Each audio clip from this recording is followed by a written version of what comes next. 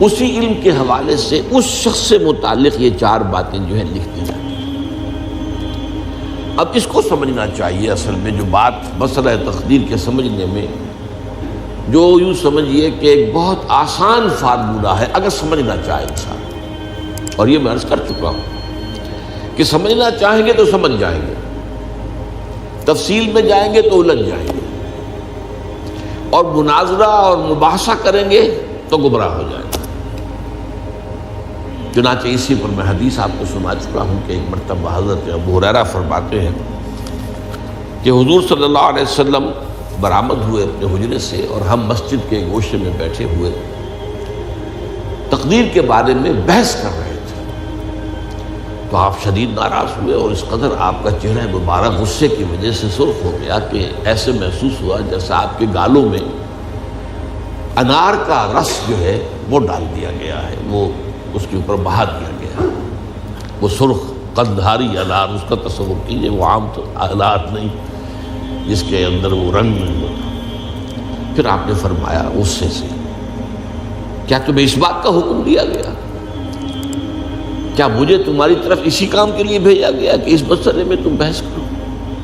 عزمت علیکم، میں تاکید کر رہا ہوں اس مسئلے میں بحث سے گریز کرو، بحث مت کرو۔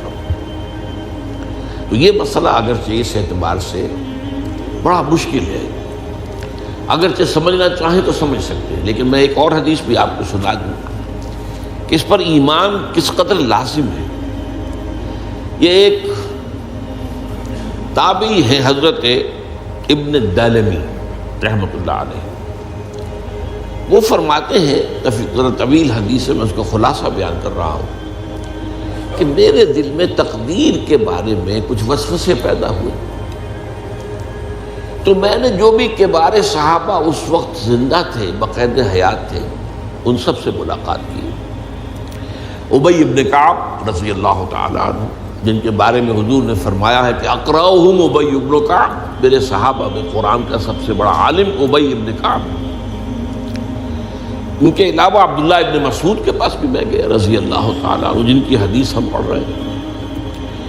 حذیفہ بن یمان کے پاس میں گیا رضی اللہ تعالیٰ عنہ۔ ان سب نے ایک بات یہ کہی کہ دیکھو، ایک بات تو یہ جان لو کہ اللہ تعالیٰ کی قدرت سب شے پر حاوی ہے۔ اللہ تعالیٰ اگر لو ان اللہ عذب اہل سماواتہ و اہل ارضہ عذبہم وہو غیر ظالم لہم، اللہ اگر تمام آسمان والوں کو اور تمام زمین والوں کو عذاب دے تو اسے عذاب دینے کا حق حاصل ہے، وہ عذاب دے سکتا ہے بغیر اس کے کہ ہم کہیں کہ وہ ظالم ہے۔ تمام زمین والے اور تمام آسمان والوں میں تو نیکوکار بھی آ گئے۔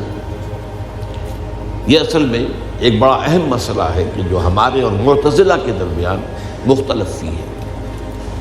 معتزلہ ہی کے انداز میں اہل تشیع کا عقیدہ بھی ہے کہ اللہ پر عدل واجب ہے، اہل سنت کے نزدیک اللہ پر کوئی شے واجب نہیں، اللہ کا اختیار مطلق ہے، جو چاہے کرے۔ چنانچہ وہ ظالم کو معاف کر سکتا ہے جب چاہے، اور وہ کسی اچھے آدمی کو عذاب دے سکتا ہے جب چاہے۔ یغفر لمن یشاء ویعذب من یشاء واللہ علی کل شیء قدیر۔ یہ سورہ بقرہ کی آخری آیت میں ہے کہ آیات میں سے ہے، لاسٹ بٹ 3 آیت میں۔ تو اس اعتبار سے اللہ کا ایک تو اختیار مطلق ہے۔ پھر میں زید ابن ثابت کے پاس گیا تو انہوں نے یہی بات مرفوعاً بیان کی کہ میں نے خود حضور سے سنی ہے یہ بات۔ باقی 3 صحابہ کے بارے میں تو وہ کہتے ہیں کہ انہوں نے گویا کہ اپنی رائے کا اظہار کیا، اور اگر اللہ تعالیٰ چاہے لو رحمہم، تمام آسمان والوں اور تمام زمین والوں کو بخش دے اور رحم کرے، لکانت رحمتہ خیرا لہم من اعمالہم، تو اس کی رحمت جو ہے وہ یقیناً لوگوں کے اعمال سے بہت بالا ہے، بلند و برتر ہے، تو جو چاہے کرے۔ وہ ابو جہل کو بخش دے، کون اعتراض کر سکے گا؟ اور وہ کسی سے بڑے شخص کو جو ہے وہ عذاب دے، کون اعتراض کر سکتا ہے؟ اس اعتبار سے پھر انہوں نے فرمایا وَلَوْ أَنفَقْتَ مِثْلَ أُحَدٍ ذَهَبًا اور دیکھو ابن الدیلمی جان لو، اگر تم احد کے پہاڑ کے برابر سونا اللہ کی راہ میں خرچ کرو گے فی سبیل اللہ، ما قبل اللہ منک حتی یؤمن بالقدر، اللہ تعالیٰ اسے تم سے قبول نہیں کرے گا جب تک کہ تم تقدیر پر ایمان نہیں رکھو۔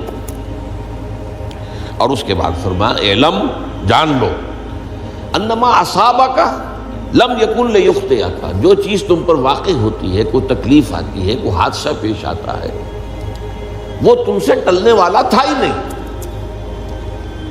مطلب یہ کہ تم سوچو کاش میں یوں نہ کرتا، یوں کر دیتا، اگر یہ ہو جاتا وہ ہو جاتا تو میں بچ جاتا، نہیں، وہ تو آنے والی بات تھی، وہ اللہ کی کتاب، وہ اللہ تعالیٰ کے علم قدیم کے اندر پہلے سے لکھا ہوا تھا، تو موجود ہے، تو وہ تو آنی ہی آنی تھی۔ وَأَنَّمَا أَخْطَأَكَ لَمْ يَكُنْ لِيُصِيبَكَ، اور جو چیز کہ تم سے چھوٹ گئی، جاتی رہی، تمہارے ہاتھ سے نکل گئی، ممکن ہی نہیں تھا کہ وہ تمہیں ملتی، وہ اللہ تعالیٰ کا وہ جو علم قدیم ہے اس کے اندر پہلے سے طے ہے۔ وَلَوْ مِتَّ عَلَىٰ غَيْرِ هَٰذَا لَدَخَلْتَ النَّارَ، اگر دیکھو تم غور سے سن لو، اگر اس عقیدے کے سوا کسی اور پر تمہاری موت واقع ہوئی تو جہنم میں داخل ہو جاؤ۔ تو یہ اس ایمان بالقدر کی اہمیت کا معاملہ۔ اب اس کے لیے جو میں کہہ رہا تھا کہ ایک فارمولہ جو سمجھ میں آ سکتا ہے وہ یہ ہے، انگریزی کی جو اصطلاحات کے حوالے سے پہلے میں واضح کروں گا وہ ذرا زیادہ واضح ہے۔ ایک ہے پری نالج، کسی چیز کا علم پہلے سے ہونا، ایک ہے پری ڈیسٹینیشن، کسی شے کا پہلے سے طے پا جانا۔ ان دونوں میں گڑبڑ کا نہیں کرنا چاہیے۔